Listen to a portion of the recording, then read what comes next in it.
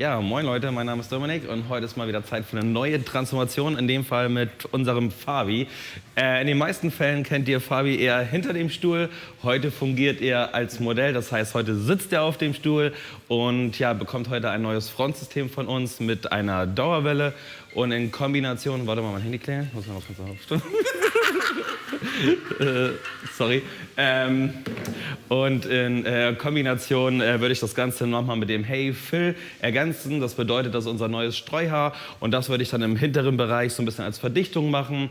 Und ja, das Besondere an dem Video ist einfach, gerade wenn ihr Geheimratsecken habt und ihr Bock auf ein Frontsystem, aber habt hinten auch mal so einen kleinen Haarausfall, sage ich mal, dann könnt ihr das Produkt dann als Ergänzung nehmen und somit umgeht ihr ein komplettes System. Also viel Spaß und lasst euch inspirieren.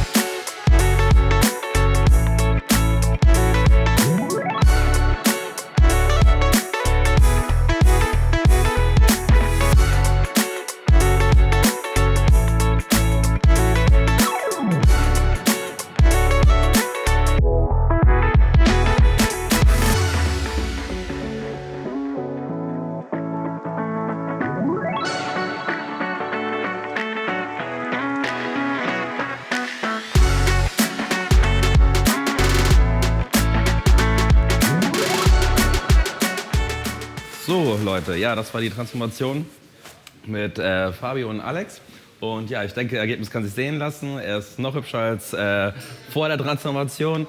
Genau, jetzt wollte ich euch ja einmal ganz kurz noch zeigen, wie wir am Hinterkopfbereich, das zeige ich euch einmal, diese lichte Stelle noch mal ein bisschen verdichten mit unserem neuen Hey Phil Produkt.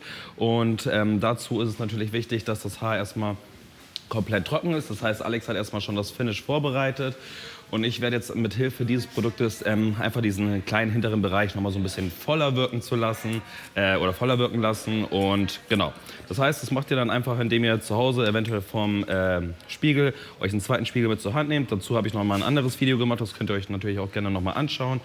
Und dann dosiert ihr einfach diesen hinteren Bereich wie so eine Art Salzstreuer eure Fläche, die ihr ein bisschen auffüllen wollt, und dann in wenigen Sekunden seht ihr eine